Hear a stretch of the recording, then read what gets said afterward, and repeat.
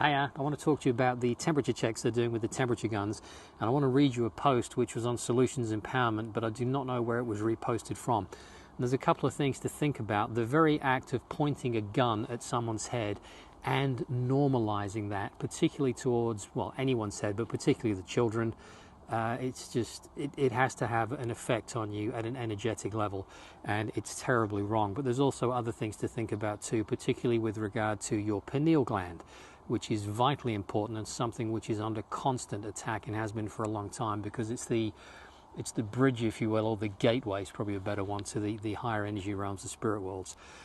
Anyway, let me read you this, and this is from an Australian nurse. I'm really worried. I've started implementing the new protocols in force. One of my new tasks is taking and recording each person's temperature. I aim for the center of their forehead with my thermometer-shaped gun. I pull the trigger, wait for the beep, and record the temperature.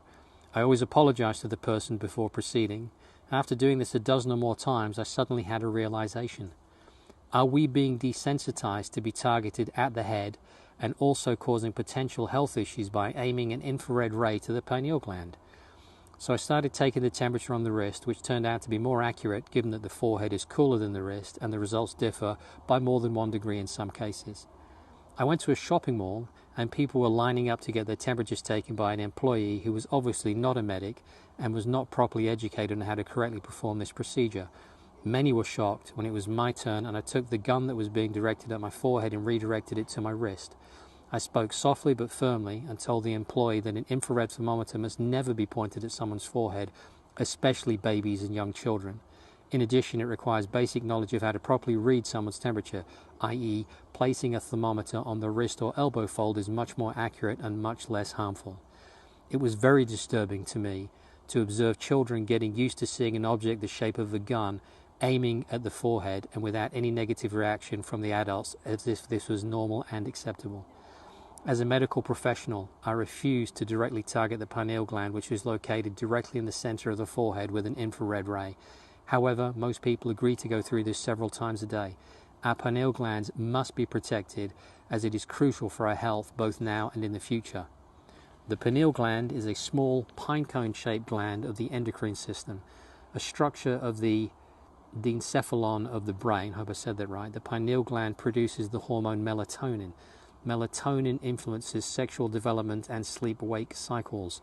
And if you remember from another video I did, melatonin is one of the strongest, if not the strongest, antioxidant. It's absolutely critical for your body's health.